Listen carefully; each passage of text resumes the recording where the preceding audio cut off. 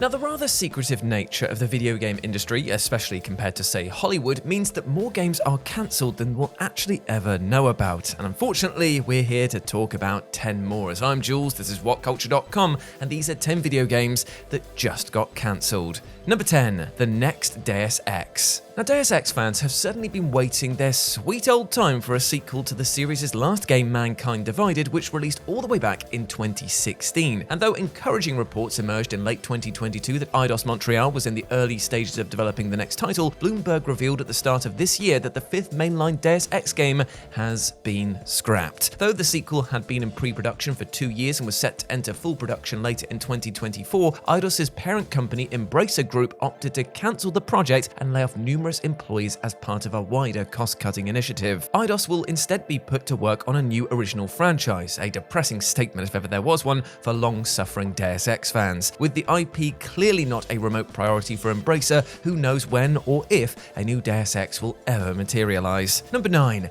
Disco Elysium 2 and Standalone expansion. 2019's singular RPG Disco Elysium was a colossal critical and commercial hit, enough so that it seemed to be a given that the developer, Zaum, would soon enough get to work on a follow-up. But sadly, as ever, things weren't quite that simple, as behind-the-scenes controversies, namely 3 key team members being dismissed from the company, seemed to stall progress on any future releases. Yet a recent report confirmed that not only were they working on both Disco Elysium 2 and a standalone expansion codename X7, but both were cancelled, with sources citing gross mismanagement of the project as the cause. The report also stated that the developer is planning to lay off roughly 25% of its workforce due to the cancellations. While virtually nothing is known about either game, the standalone expansion was said to be roughly 1 or 2 years away from being completed. With both games now being cancelled, though, there's a devastatingly real prospect that Disco Elysium, as a franchise, is effectively dead. Number 8, Timesplitters Reboot. In the waiting stakes, Deus Ex fans have got nothing on Timesplitters fans, who last grasped the new entry to the hit FPS franchise Timesplitters Future Perfect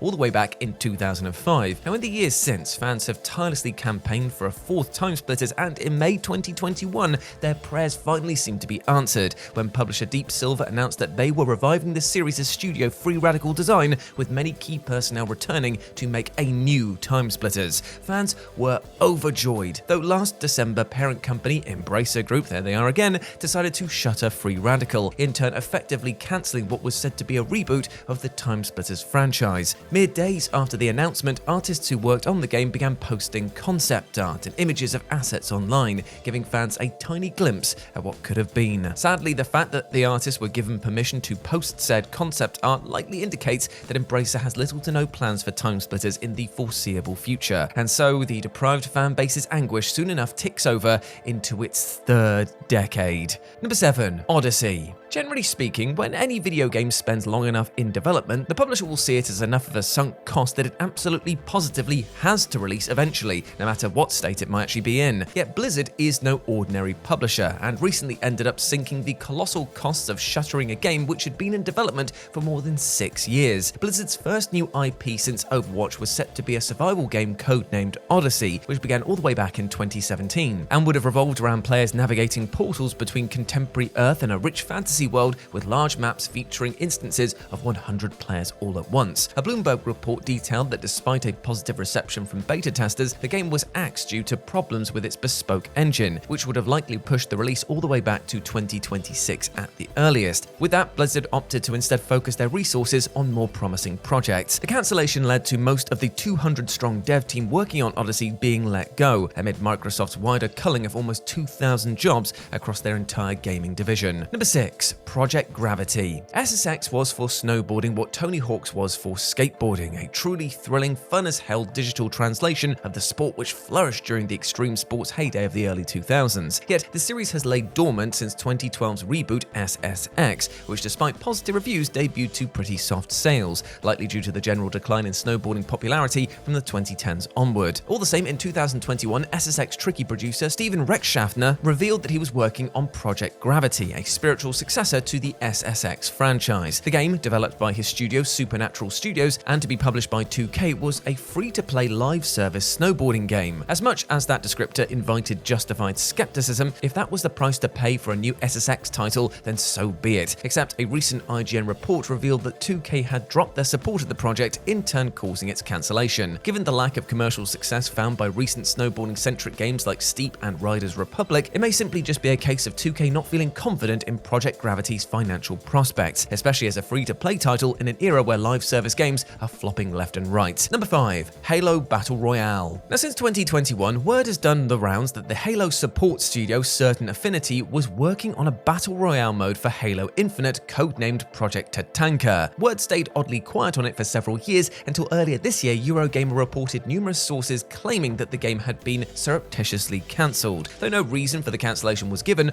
Bloomberg indicated that its direction evolved into something more, beyond being a mere battle royale, and so it's a distinct possibility that the ever-dreaded scope creep might have been to blame. Though the project wasn't ever formally confirmed by Microsoft, Certain Affinity revealed that they were working on something Halo-related in 2022, which they had apparently been developing for over 2 years at the time. Given that a Halo Battle Royale sounds like a slam dunk of a concept, this is tremendously disappointing, though that didn't stop some enterprising fans from just making their own within Infinite's Forge-level editing suite. Number 4. Dreams for PC and PS5. Now, Media Molecule's game creation suite Dreams is one of the most ambitious games ever, and one which most certainly made good on its promises, no matter that it failed to become a barnstorming hit after releasing on PS4 in 2019. Last September, the company ended ongoing live service support for the game, though the servers remained online and Dream is still completely accessible. But for years, fans have been asking Media Molecule to both port the game to PC and release an enhanced PS5 version, but a recent report from industry insider Lance McDonald revealed that while these ports were indeed in development, they were both cancelled late last year. Despite these versions apparently being near complete and the PS5 release even featuring ray tracing support, they were scrapped due to layoffs at Media Molecule last October,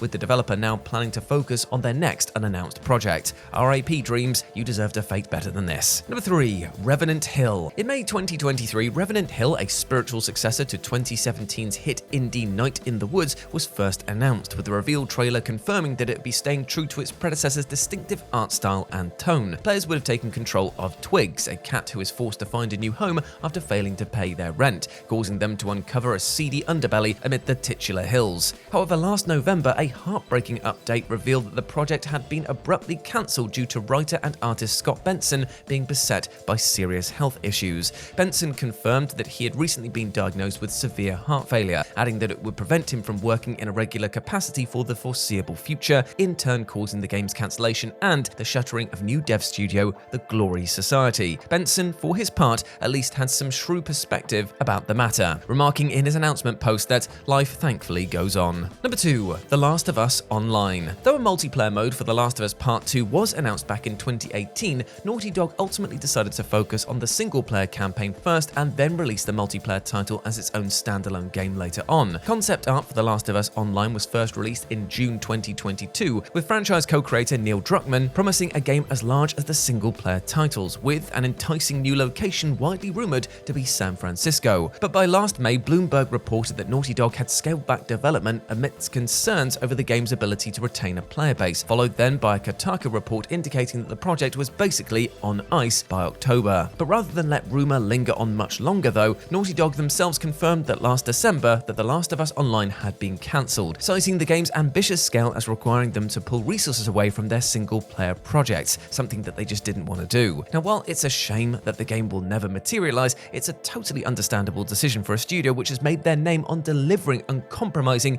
and peerlessly cinematic blockbuster experiences. To sacrifice all of that for a live service multiplayer Last of Us game would have actually been a tragedy. And number 1, a new Nier mobile game. Now, Nier probably isn't the franchise that most folk would immediately expect to get the mobile game treatment, and yet one actually already exists, with Nier Reincarnation releasing on Android and iOS all the way back in 2021 to rather mixed reviews. Just recently though, Tencent, who licensed the IP from Square Enix, announced that they had cancelled a second Nier mobile game back in December, which had been in development for around 2 years before being shut down. Tencent's official rationale was that they were struggling to find a compelling monetization model for the game, which, given Nier's relatively niche, esoteric nature, makes a certain amount of sense. After all, Nier isn't exactly a franchise that screams gacha gaming, is it? Between this and Square Enix planning to shut down Nier Reincarnation this coming April, it's perhaps all the proof needed that Nier is better off sticking to the full-fat console and PC releases and staying out of the mobile gaming quagmire entirely.